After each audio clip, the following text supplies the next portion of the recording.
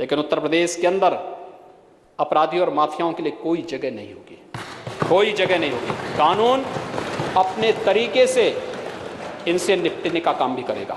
और मैं इसीलिए पूछना चाहता हूं कि भाई आप पूछें अपने नेताओं से, राष्ट्रीय नेतृत्व से पूछिए कि उत्तर प्रदेश का गुनाहगार पंजाब में क्यों शरण पाया हुआ है। पूछ तो लीजिए एक बार। प्रदेश में बहुत सारे नए कार्य भी हुए हैं, जिसमें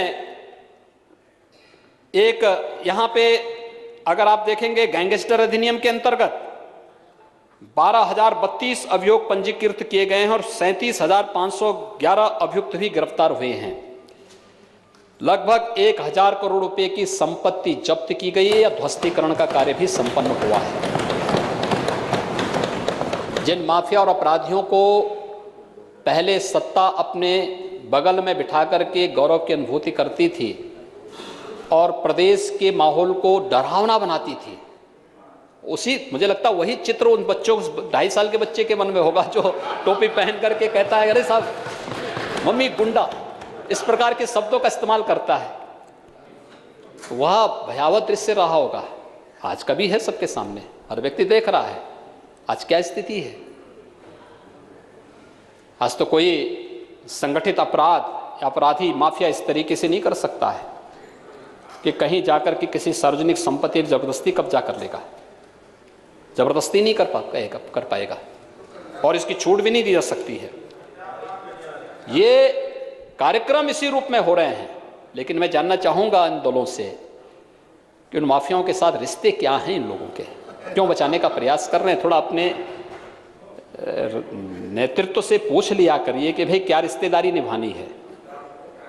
जनता पूछना चाहती है, उत्तर प्रदेश की 24 करोड़ जनता पूछना चाहती है लोगों से, इन अपराधियों के प्रति, इन माफियाओं के प्रति किस प्रकार की दरियादिली, अरे दरियादिली दिखानी उत्तर प्रदेश की जनता के साथ दिखाओ ने। 24 करोड़ की जनता है, जो जनता सम्मान दी है, बार बार बार बार एक परिवार को उत्तर प्रदेश के अंदर आगे बढ़ाने में योगदान देती रही है, लेकिन उनके प्रति क्या भाव हैं हर व्यक्ति देख सकता। आज भी सुप्रीम कोर्ट में एक मामला लगा हुआ था, क्या स्थिति है ये। सरेआम एक माफिया और एक अपराधी को संरक्षण देने का काम हो रहा है, ये क्या तरीका है। लेकिन उत्तर प्रदेश के अंदर अपराधी और माफियाओं के लिए कोई जगह नहीं होगी, कोई जगह नहीं होगी। कानून अपने तरीके से इनसे निपटने का काम भी करेगा। अगर किसी ने किसी गरीब, किसी मजबूर, किसी नागरिक, किसी किसान और किसी व्यापारी का अपहरण या उससे जबरन चौध वसूलने का प्रयास किया, फिर तय कर लें कि उनको कहां रहना है। उत्तर प्रदेश में हम लोग इसकी कोई छूट नहीं दे सकते, किसी भी स्थिति में नहीं देंगे। उत्तर प्रदेश के अंदर ये चीजें नहीं हो पाएंगे। और मैं इसीलिए पूछना चाहता हूं कि भाई आप पूछें अपने नेताओं से, राष्ट्रीय नेतृत्व से पूछिए कि उत्तर प्रदेश का गुनाहगार पंजाब में क्यों शरण पाया हुआ है।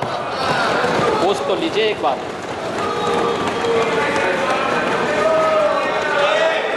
ये क्यों उसको शरण देने का प्रयास हो रहा है, ये क्या हो रहा है, ये सब क्या है और कैसे, यानी कोई क्या कर रहा है। हाँ, हाथरस में भी आ रहे हैं हम लोग, हाथरस में भी आ रहे हैं, चिंता मत करो। कहां से साजिशें हुई थी, अभी आपने बवाल वाले उसमें देखा होगा कि किस तरीके से जो है देश की छवि को और भारत की आस्था पर प्रहार करने का प्रयास हो रहा था एक वेब सीरीज के माध्यम से। एफआईआर लॉन्च होकर के कार्रवाई जब प्रारंभ हो चुकी है, सबको अपनी नानी याद आ रही है। अब आस्था के साथ खिलवाड़ करेंगे, उत्तर प्रदेश इसको स्वीकार नहीं करेगा। आस्था के साथ खिलवाड़ हम स्वीकार नहीं करेंगे। किसी अपराधी और किसी माफिया का संरक्षण देना उसके हर कुकृत्यों में शामिल होने जैसा है। और उत्तर प्रदेश की जनता यही पूछना चाहती है कांग्रेस पार्टी से, यही जवाब पूछना चाहती है कि इसका मतलब इसके हमारे एक विधायक की हत्या हुई थी, 7-7 लोग एक साथ मारे गए, और उस सबके बावजूद भी, इसके बाद भी ये लोग नैतिकता का लवादा ओढ़ करके देश के सामने आते हैं, इस प्रकार की स्थितियां पैदा करने का प्रयास करते हैं और न्यायालय के कार्य में हर प्रकार से हस्तक्षेप करने का प्रयास किया जा रहा है। महोदय, ये चीजें कहां ले जाएगी व्यवस्था को, राजनीतिक दलों को कहां खड़ा कर रही है? और ये इन सब को लेकर के, और इसीलिए जो कार्रवाई हो रही है इसी आधार पर हो रही है।